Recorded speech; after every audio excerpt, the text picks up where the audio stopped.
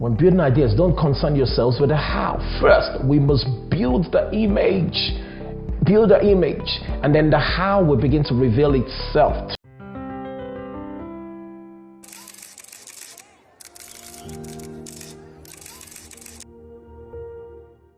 Have you ever wanted to set a large goal for yourself, but you're afraid to even give it the time and energy to create the plan to achieve it? Hi everyone, my name is Aaron here, and also known as Coach Aaron, and I want to talk to you today about dreams and realities. You see, every achievement starts with an idea. Every achievement starts as an idea. That idea then becomes a theory. That theory then becomes a fact, thus yielding an achievement. This process is the result of what I call the highest possible form of positive thinking. There is a creative being, there's a creative form of energy, and it manifests itself as our imagination. You see, when this thing is activated, it is able to build clear and vivid images in the mind. When we dream, our minds are filled with, illogical thoughts like levitating or being outside in a bathing suit, while it is snowing. And not feeling cold. When building ideas, we need to not concern ourselves with the how. When building ideas, don't concern yourselves with the how. First, we must build the image. Build the image, and then the how will begin to reveal itself to us.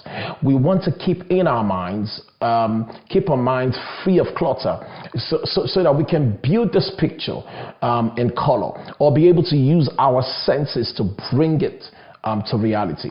Now that we have an image, we have to commit to being able and willing to create this image. This is where we step out of our comfort zone, and we move beyond the limits of our belief system. You see, this is where doubts try to infiltrate our minds, creating fear, and then ultimately we give up on our dreams. Questioning how is pointless, as you couldn't possibly know how since you've never done it before. So let the need to know how go and continue to focus on that image. Once the commitment is set and you are willing and able to move forward, the idea then moves into the next phase of the process, and turns into a goal. You see, from here, the image is then moves into your subconscious mind as emotions. And these emotions form and attach to that idea, turning it into its physical form. The idea and you begin to merge as one, and your vibration changes. It begins to cause your behaviors to change. You see, these changes starts as an attraction.